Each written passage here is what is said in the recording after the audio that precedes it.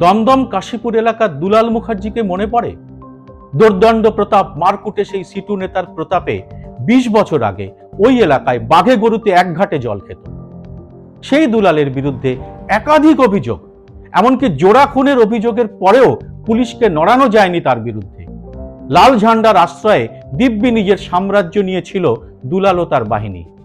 কিন্তু বাদ সাধল আনন্দবাজার পত্রিকার একের পর এক অনুসন্ধানী প্রতিবেদন। সেই প্রতিবেদন লেখার সঙ্গে যুক্ত থাকার সুবাদে পুলিশ কর্তাদের একাংশের কাছ থেকে নানা গোপন খবর পেতাম। একদিন জানতে পারলাম মহাকারণের নতুন কর্তা মুখ্যমন্ত্রী বুদ্ধবাবু প্রতিবেদনগুলি পড়ে ডেকে পাঠিয়েছেন কাশীপুর থানার এক পুলিশ অফিসারকে। তাকে নিজের ঘরে ডেকে মুখ্যমন্ত্রী প্রশ্ন করেছেন, এসব প্রতিবেদন যদি সত্যি হয় তবে দুলালকে গ্রেপ্তার করা হচ্ছে না কেন? ওই পুলিশ অফিসারকে চুপ করে থাকতে দেখে বুদ্ধবাবু বলেছিলেন, অপরাধী যে দলেরই হোক না কেন সে আইনের বাইরে নয়। এরপরে তিনি বলেছিলেন, জানি এরপরে অনেক কাণ্ড হবে, কিন্তু আপনি আইন মেনেই কাজ করবেন, বাকিটা আমি দেখে নেব। এর পরের ঘটনা সবারই জানা আছে। কিছুদিন পরেই গ্রেপ্তার হয় দুলাল।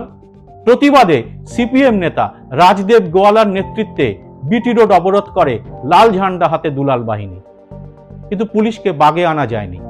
ঠিক 1 বছর পরে 2003 সালে খুনের দায়ে যাবজ্জীবন কারাদণ্ড হয় দুলাল মুখার্জির।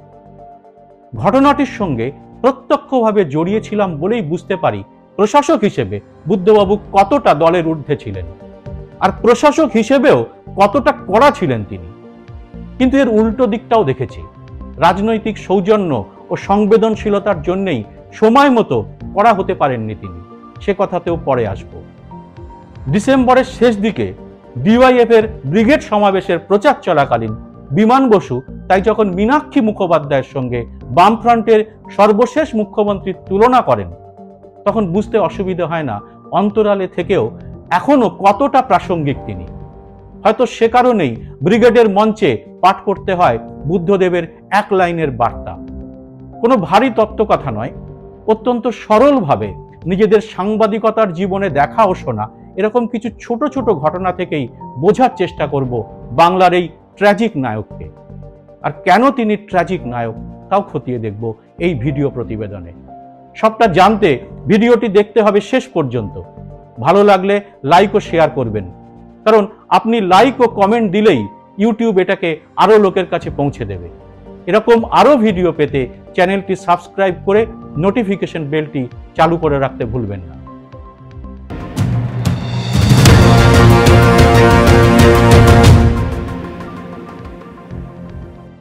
নমস্কার, সবাইকে স্বাগত। আমি সুব্রত বসু। বাংলার রাজনৈতিক ইতিহাস লিখতে গেলে বুদ্ধবাবুকে নিয়ে অনেক শব্দই লিখতে হবে, বিশ্লেষণও নানা রকম হবে।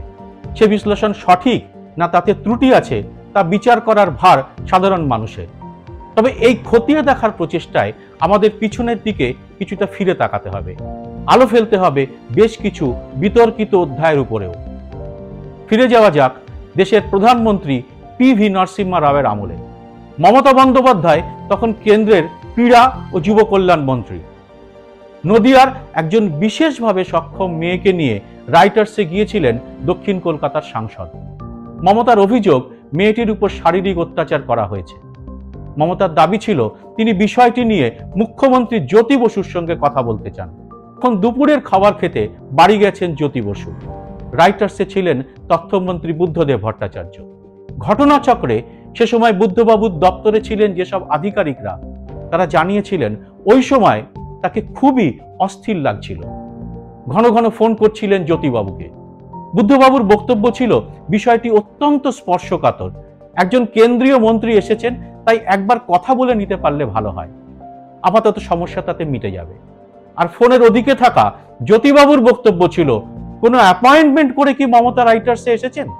একজন কেন্দ্রীয় মন্ত্রীর এই ধরনের প্রোটোকল তো জানা উচিত, তাই দেখা করার কোনো প্রশ্নই ওঠে না। এর মধ্যে মহাকারণে মুখ্যমন্ত্রীর ঘরের সামনে মেয়েটিকে নিয়ে বসে পড়েছেন মমতা। পারদ চড়ছে। বুদ্ধদেব শেষবারের জন্য ফোন করে মুখ্যমন্ত্রীকে বোঝানোর চেষ্টা করেন, কিন্তু ফোনের ওদিক থেকে সাফ জানিয়ে দেওয়া হয়, আজ যদি আমি বিনা বাধায় নিজের অফিসে না যেতে পারি তাহলে আর রাইটার্সে যাবই না।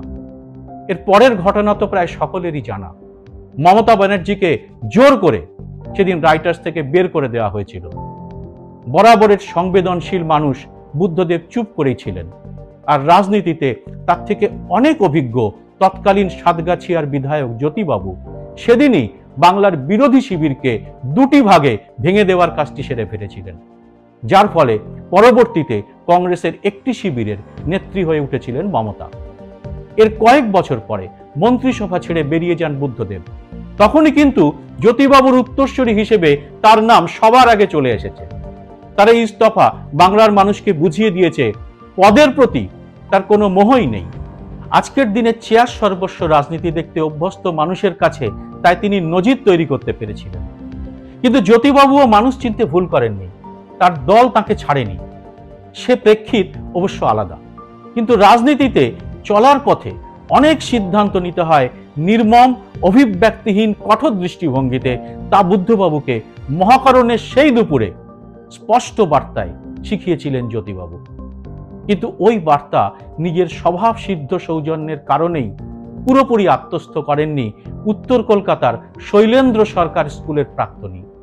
গোটা বাংলা দেখল মুখ্যমন্ত্রী হয়েও সিঙ্গুর কাণ্ডে এই কড়া হওয়ার শিক্ষাটা কোনো কাজে এলো না।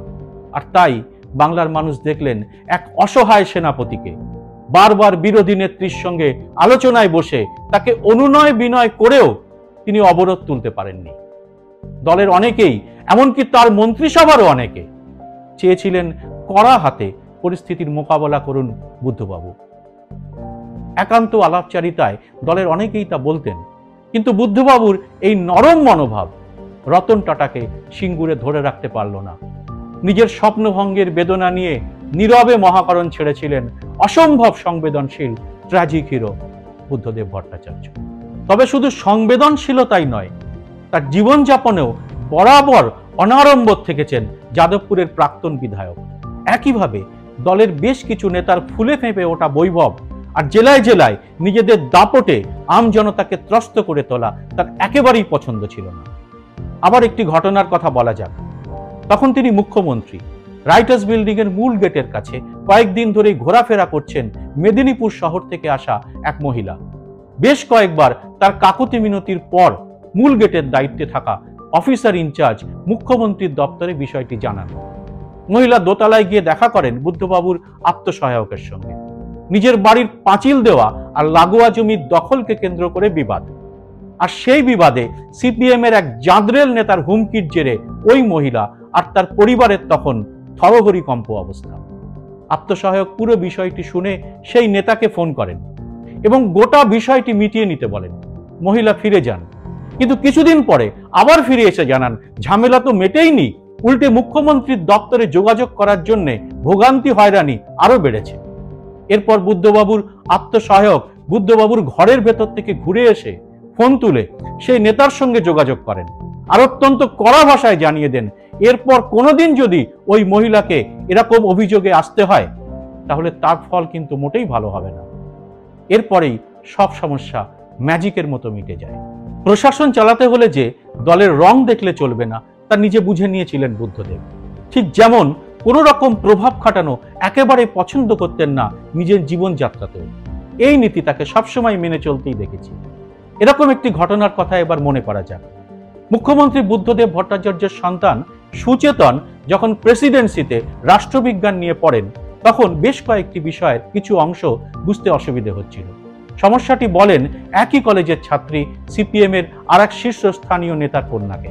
তিনি সুচেতনকে কলকাতা বিশ্ববিদ্যালয়ের এক অত্যন্ত নামী অধ্যাপকের নাম উল্লেখ করে বলেন, বাবাকে বলে দেব, বাবা কথা বলে রাখবে, ওনার কাছ থেকে বিষয়গুলো বুঝে নিস। যথারীতি ওই অধ্যাপকের কাছে জানানো হলে তিনি একটি নির্দিষ্ট দিনে সুচেতনকে আসতে বলে দেন, কিন্তু সেদিন সুচেতন আসেননি। ঘটনাচক্রে ওই অধ্যাপক রাজ্যের পঞ্চায়েত ব্যবস্থা নিয়ে নিয়মিত চর্চা করতেন আর তার গবেষণার বিষয় নিয়ে মুখ্যমন্ত্রীর সঙ্গে নিয়মিত যোগাযোগও রাখতেন। বুদ্ধদেব বাবু সময় পেলেই মহাকরণে ওই অধ্যাপকের সঙ্গে আলোচনায় বসতেন। সুচেতন তার কাছে না আসায় মুখ্যমন্ত্রীর সঙ্গে ওই অধ্যাপক যেদিন মহাকরণে দেখা করতে গেলেন সেদিন কথা প্রসঙ্গে তিনি ঘটনাটি তাকে জানান। আর অবাক হয়ে তিনি শোনেন বুদ্ধবাবু তাকে বলছেন, আমি তো ওকে যেতে নিষেধ করেছি আপনার কাছে, আমি বলেছি, যিনি পরীক্ষার প্রশ্নপত্র তৈরি করবেন তার কাছেই পড়া বুঝতে গেলে লোকে বলবে মুখ্যমন্ত্রীর সন্তান হিসেবে বাড়তি সুবিধা নেওয়া হচ্ছে। এটা হতে পারে না। স্তম্ভিত সেই অধ্যাপক পরে ঘনিষ্ঠ মহলে বলেছিলেন, বুদ্ধদেব বাবু যে এই সব বিষয়ে এত কঠোর হতে পারেন তা সেদিন বুঝেছিলাম। এই মানুষটি যে সিঙ্গুর নন্দীগ্রামের আবর্তে শুধু যে বিরোধী শিবির থেকে নয়, দলের মধ্যেও কতটা আঘাত পাচ্ছিলেন তার সাক্ষী নানা ঘটনা। সিঙ্গুর কাণ্ডের পরে রেজ্জাক মোল্লার মতো দলবদলু নেতার সেই অমার্জিত উক্তি, হেলে ধরার ক্ষমতা নেই, কেউটে ধরতে গেছে। ওই রাইটার্সেরই আরেকটি ঘরে বসে রোজই আরএসপির ক্ষিতি গোস্বামীর মতো নেতার কাছ থেকে বুদ্ধবাবু বিরোধী মিনি ফ্রন্টের ক্ষোভের কথা শুনতে হয়েছে আমাদের। আসলে জনপ্রিয়তার তুঙ্গে থাকলেও রাজনীতির প্রচলিত ব্যাকরণ একেবারেই মানতে চাননি বুদ্ধবাবু। দাম্ভিক বলে আক্রমণ করতেন বিরোধীরা, অথচ বিধানসভার অধিবেশনের ফাঁকে চা সিগারেট খেতে এসে স্বচ্ছন্দে গল্প করতেন সাংবাদিকদের সঙ্গে। আমাদের সামনেই তিনি হাসতে হাসতেই কিছুটা মজার ছলে হালকাভাবেই বলেছিলেন, আমরা 235 ওরা 35, আর পরদিন সেটাই কাগজের শিরোনাম হয়ে যায়। কথা ওঠে বুদ্ধবাবুর দাম্ভিকতা নিয়ে। তবে আজকের দিনে নেতাদের ভাষা শুনলে মনে হয় সত্যি ওনারা বোধহয় অন্য গ্রহের মানুষ ছিলেন। এই কারণেই হয়তো ক্ষমতাচ্যুত হওয়ার 1 দশক পরেও তার লেখা বই বেস্ট সেলার হয়ে ওঠে, বা ইউটিউবে তার সাক্ষাৎকারের কমেন্ট বক্সে অসংখ্য আক্ষেপ আর হাহাকারের তালিকা ক্রমেই দীর্ঘ হয়ে ওঠে। তার সময় মুখ্য সচিব থাকা দাপুটে আইএএস অফিসার অর্ধেন্দু সেন বলেন, আমাদের সময় আমলারা দুর্নীতিগ্রস্ত তা ভাবাই যেত না, কারণ আমাদের বস ছিলেন বুদ্ধদেব ভট্টাচার্যের মতো আদ্যন্ত সৎ মানুষ। আর এসব থেকেই বোঝা যায় এখনো তাকে মনে রেখেছে বাংলার আমজনতা, কারণ বাংলার তরুণদের চাকরির জন্য ভাবনা ও কাজে তিনি কতটা আন্তরিক ছিলেন তা নিয়ে প্রশ্ন তোলার কিন্তু কোনো অবকাশ নেই। বিতর্ক থাকতে পারে তার প্রয়োগ পদ্ধতি নিয়ে, আর তাই রাজনীতির দশচক্রে পড়ে যাকে হতে হয়েছিল বাংলার ট্র্যাজিক হিরো। অনেকদিন আগে এক সাক্ষাৎকারে মুখ্যমন্ত্রিত্বের অভিজ্ঞতা কেমন লাগছে তা জানতে চাইলে মাথার উপর হাত দুটো তুলে বলেছিলেন, কাঁটার মুকুট বোঝেন, কাঁটার মুকুট, সেই কাঁটার মুকুট পড়তে হয়েছে। মাথার মুকুটটি সরিয়ে রেখে আপাতত নিজের এক চিলতে ফ্ল্যাটে বিশ্রামে আছেন গুরুতর অসুস্থ মানুষটি, যিনি রাজ্যের তরুণ প্রজন্মকে কর্মসংস্থানের স্বপ্ন দেখাতে চেয়েছিলেন, চেষ্টা করেছিলেন শিল্পায়নের মাধ্যমে রাজ্যের বেকারত্বের দুর্নাম ঘোচাতে। আর সেই স্বপ্নের ফেরিওয়ালা একদিন মহাকারণে তার সঙ্গে বৈঠকে বসা এক প্রখ্যাত শিল্পপতিকে হাসতে হাসতে বলেছিলেন, আপনারা যে বিজ্ঞাপনে লেখেন আপনার বাড়িই আপনার পরিচয়, তা আমার তো কোনো বাড়িই নেই, তাহলে কি আমার কোনো পরিচয়ও নেই? ভালো থাকুন বুদ্ধবাবু। ইতিহাসের নিয়মে হয়তো বাঙালিকে একদিন নতুনভাবে বিশ্লেষণ করতে হবে 34 বছরের বাম শাসনের সর্বশেষ কর্ণধারকে, এই অবক্ষয়ের অন্ধকার দিনে বাংলার এক ট্র্যাজিক নায়ককে। এখন অবশ্য সম্বল শুধুই দীর্ঘশ্বাস। বুদ্ধবাবু সম্পর্কে আপনার মত অবশ্যই জানাবেন এই কমেন্ট বক্সে। জয় হিন্দ, সত্যমেব জয়তে।